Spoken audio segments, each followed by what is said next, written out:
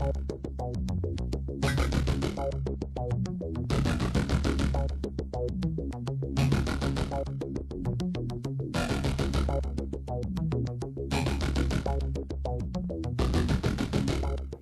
is going on, ladies and gentlemen? AJ Good here at the House of Masks, and as you can see in front of me, I have two self-titled Craigs, one late self-titled and one early self-titled, or Ozfest, or whatever you want to call it. I don't know how well you'll be able to tell the difference, but this one actually has incorrect nails and has for quite some time. This one has the correct nails. You can tell that they're a little bit shorter, and today we are going to be swapping out the incorrect nails and putting the new correct nails in. I only know of maybe 3 or 4 other people that have the correct nails for their self-titled helmets, and that was because when we found them, they came from Germany, and you had to buy a bulk of 500 nails. We all just kind of went in together and bought the full set of 500 and then split them up between however many we needed for ourselves. So I figured rather than make this a boring time-lapse video of me swapping some nails out, I would use this opportunity to talk to you guys, and I posted on my Instagram asking for topics to discuss during this video while we strip these and we put the new ones in, and just kind of give me something to talk about, and I got quite a lot of suggestions, so I'm just going to be going through that post and the comments and seeing what we can come up with. So, also, Tim Hortons, sponsor me, please. I'm going to go ahead and get this one out of the way. I was just kind of using that as an example to show you guys the length of the nails, and then we'll start getting these ones out of there. Why does my back hurt? Okay, so there's no easy or fun way to do this. Right now I'm just slicing through all of the electric tape and taking the nails out one by one. I fucking hate doing this, and that's the reason that that one has had the correct nails for so long, and my early Ozfest has not, because after I did the first one, I never wanted to touch a helmet again. Alright, one of the first comments I see that I wouldn't mind going over is a pretty commonly asked question, and that is ways to upkeep and preserve latex masks to help them last longer. And I get this comment quite a lot. There are a few basic steps that you can take towards preserving a latex mask. If you don't know, latex is a natural material and it tends to rot or dry out, or both. And if you'd like to prevent that from happening, let's say you have an older mask or a cheaper mask that's not made out of the best material, I would always suggest to keep it properly stuffed. You don't want to overstuff it, because if the latex is stretching, it's going to get used to that and it's going to start to sag. But you don't want to keep it understuffed, because a very large percentage of the reason that masks get misshapen and stuff is because of gravity. So if you have it stuffed properly at all points, there's not going to be any room for sagging or anything like that. Another big thing is to keep it out of direct sunlight or fluorescent lighting. Any sort of harsh light is not good for it, and that comes along with like heat.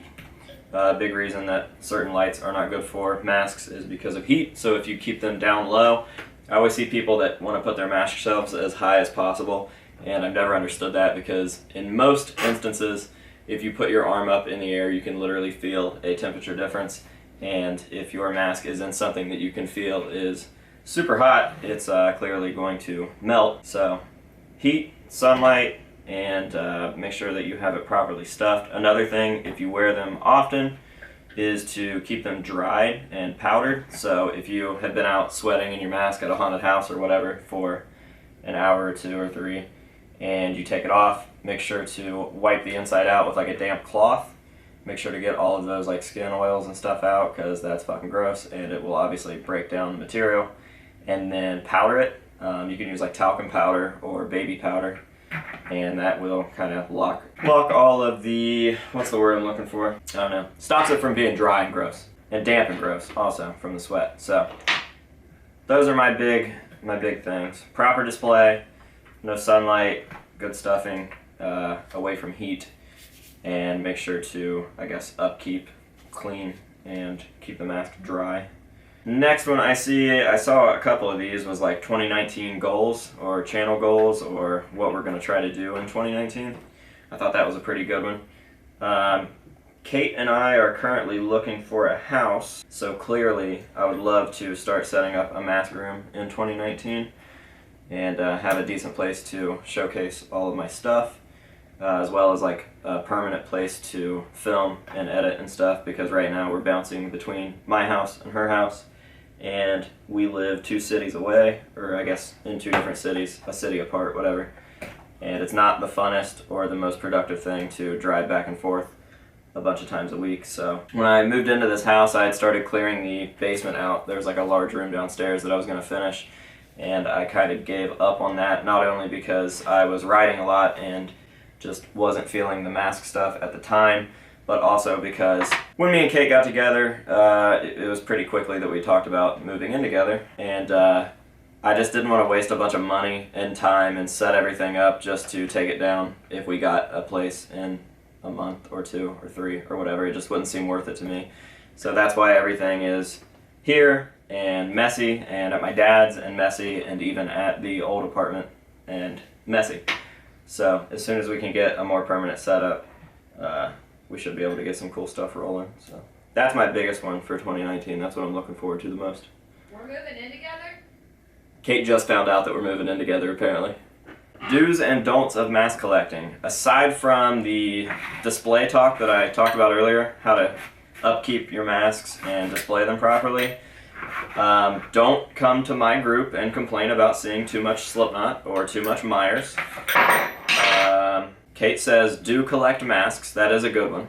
Don't not collect masks is also a very, very good one. If you're not collecting masks, you're probably not collecting masks correctly. So I think just collect what you want. Like, people notice that shit. If you all of a sudden like Buckethead just because I like Buckethead, like, that's cool, and I'm glad that Buckethead was introduced to you through my videos or whatever, but people notice that shit and kind of get weird and annoyed if people are doing the exact same thing. Like, the Myers thing really burnt a lot of people out when Halloween 2018 came out, and everybody wanted that rehauled mask, which is, I don't see a fucking problem with it, because if you got the chance to own a screen-used mold piece that you can have rehauled to look really, really good, I don't understand why the complaints, but a lot of people got burnt out on seeing it. So I think people notice a lot of, what do I call it, just original collecting what you want. Jimmy Theodo has this really weird, like, West German...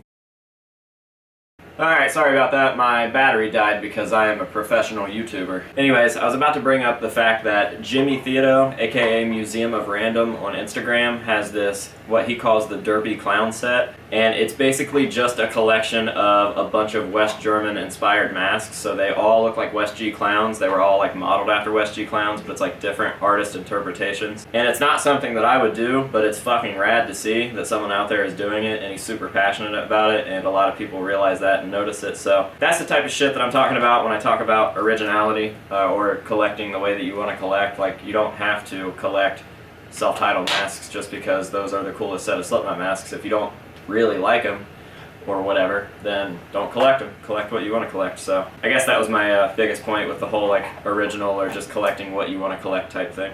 Someone here said, talk about what makes a set of masks so special or unique to you.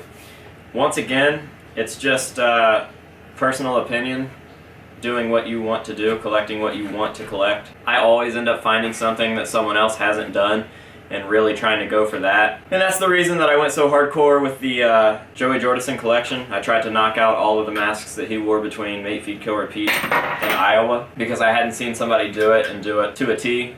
Same with the Sid Wilson gas mask collection, the Jesters.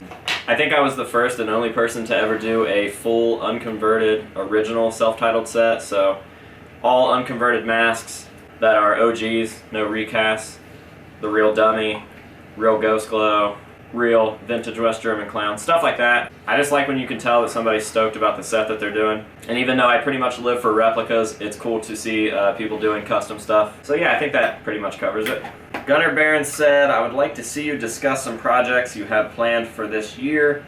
And a goals 2019 thing. I loosely touched on this earlier, but I think I mostly just talked about the fact that I want a collection room in the new house. But as far as like projects and stuff, I definitely want to knock all these busts out. I think that the Tattoo the Earth self-titled era bust thing is going to be legit as fuck. I actually just ordered the rest of the Joey stuff today, so that should all be here very soon. And I'll be able to get it out a little sooner and cleaner than I did with the Sid. Super, super excited for that. I would also like to wrap up my Jester set, which would be the early self-titled all the way to the end of Iowa. I would like to knock all those replicas out and have each mask that Jim wore, from the Bondage Hood all the way to the very last Iowa mask that he wore. I would also like to knock out the Sid Wilson gas mask set, and that's only because I sold some stuff and I never quite had certain masks finished. Like the really weird red Iowa Sid. He had 2 versions of that. I actually know what the real masks are, and I think I'm going to be sending those off to be converted soon. So the Sid set, the gym set, and the full Tattoo the Earth bust thing would be fucking rad to have done this year. And then as far as like not content related, I really want to get back on the ball with merchandise. So we've been saving a little bit of money every check that we get from Patreon, and I want to start doing t-shirts and stickers and just full force on that again because I really let that slip away. Yeah, I don't know. We'll just have to see what happens. I would love to hit 50,000 subscribers. That's a huge goal. And we were at 30,000 in May, I think is when it was, when Douglas Little visited. We shot the 30,000 subscriber video, and I'm already at 40,000, so I definitely think that it is possible to hit 50,000 in 2019. Let's see if we can make that happen. Charles Leeson wants to discuss why Mushroomhead masks cost about $1,000. And the answer is very, very simple. Mushroomhead is a relatively small band. I mean, I know they've been around for a long time, but they are not popular. They are not in any way, shape, or form in the mainstream. You will not hear their songs on the radio. They are not out winning awards. They are not selling out shows, unless it's like a little bar show. So clearly they are not making any money from their music. I mean, even big artists don't typically make a lot of money from their music. They make a lot of money from merch sales and touring and shit like that. And Mushroomhead is not that band. So with the very small fan base that they have to sell the legit masks for money. And I'm not hating on them for that by any means. I am hating on them because they are a terrible band. So if they need to sell their masks and can sell their masks for $1,000 and people are into it, then by all means I think that they should do that, because if Slipknot was selling their masks for $1,000 a pop, my collection would be a lot different. Oh, this is one that I didn't realize was on there, but seems kind of common sense. Dreamer1390 wants to discuss Slipknot's new record that will be coming out, and I am excited. I was definitely not excited at all for Point 5, and even when it initially came out I was like, whatever. But that album definitely grew on me. You guys have heard me say this shit a million times. It's like the first album cycle since Iowa that I can think of that has atmosphere, and I mean that in every sense of the word. The lighting, the stage presence, the look, the logos that they used, like everything about it was pretty fucking rad. There were some cringy moments, cringy songs on the album, but for the most part I can get down with pretty much all of it. Sarcastrophe is one of my probably top 5 Slipknot songs of all time. So I'm definitely hopeful, and I'm going to try to be a little bit more optimistic when it comes to this album. But I do live by a couple mottos, and one of them is to hope for the best and expect the worst. So you guys should hope that this album rules, but expect it to suck. Eli is Wheeler said he wants to hear about the progress on the Buckethead mannequin, and right now it is at a standstill because I fucked up and ordered what I thought was the perfect wig off of Amazon, but what I did not realize was that it wasn't like an Amazon store. It was some random fucking person that was selling through Amazon, and it's coming from China, and they gave me a tracking number that doesn't work. It's been like over a week, maybe close to 2 weeks, and the tracking just still doesn't fucking work. So right now it just says that the label has been created but no updates, so I'm literally waiting on the wig. We have the pants, and I don't want to just make a video on the pants. I'd rather this video be the finished video, so literally just waiting on a stupid fucking wig from China. I probably should have paid attention, so that's totally my fault. But I can't wait to see it done, because it's going to be fucking rad. Everything about that just kind of works out really well, because Buckethead already looks like a fake human. Like, the way he moves is very robotic. In a lot of his poses, he literally looks like a mannequin, so. We have a Craig. Alright, we're down to one more nail, and then we can start popping in the correct nails, and real quickly I will show you the difference between these nails. It appears to be about an inch in difference. The actual diameter or thickness of them appears to be the same, but these are about an inch shorter. So you'll find these 7-inchers at most hardware stores. That's where I got mine. And that's where most people get theirs, but Craig's were actually 6. And maybe you guys don't notice the difference, but it's something that bothers the shit out of me when I walk in here and I see 2 really nice Craig's, but one of them has way longer nails than the other. And by way longer, I mean an inch. So we're gonna start popping these back in, and I'm gonna keep reading some of these comments on here and trying to give you guys my thoughts on them. So let's get to work on that. Actually, looking through these comments, there's not a whole lot else that I want to cover. A lot of these were kind of repetitive as far as like the 2019 goals and what do you think of Slipknot's new album and stuff like that. So I think I'm just going to time-lapse the rest of this video and then show off the finished product whenever we're finished. So we're going to start that time-lapse right now.